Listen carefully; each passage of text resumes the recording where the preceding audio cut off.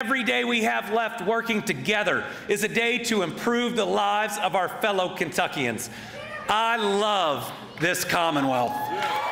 The governor's mansion is stained blue, with Kentuckians voting to keep Andy Beshear in office for another 4 years. He won re-election over Republican challenger and Attorney General Daniel Cameron. Jim Stratman is live for us this morning to break down some of those results. And Jim, despite the loss, the reality is a majority of Kentucky's counties actually lean in Cameron's favor.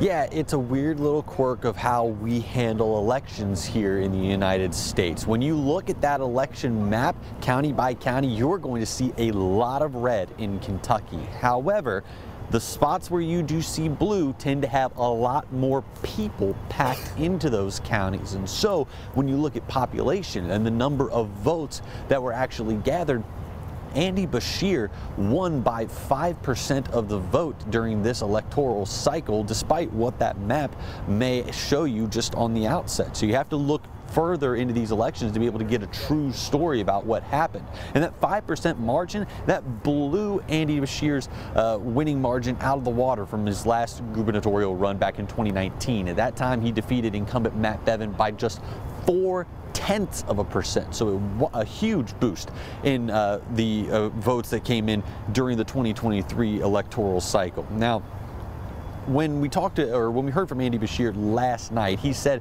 that this election, you thank the Commonwealth for voting him back into office. He said that this is something that he's really wanted to do, building a base in the first 4 years and now expanding on that during the next 4, especially when it comes to economic development in Kentucky, as well as responding to natural disasters, which he has done in the last 4 years. In fact, we've seen a number of counties yesterday flip from red to blue, especially over in eastern Kentucky. A lot of those counties impacted by the flooding that went on there.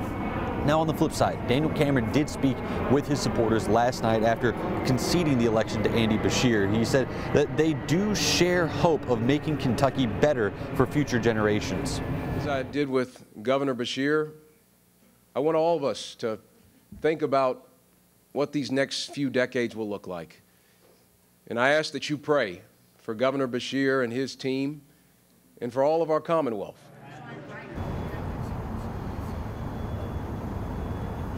Now, Cameron will continue to serve in his role as Attorney General until the end of his term, when he will be replaced by another Republican, Russell Coleman. He beat out Colonel Pam Stevenson in that race. Republicans also took hold of the Secretary of State and Treasurer's office.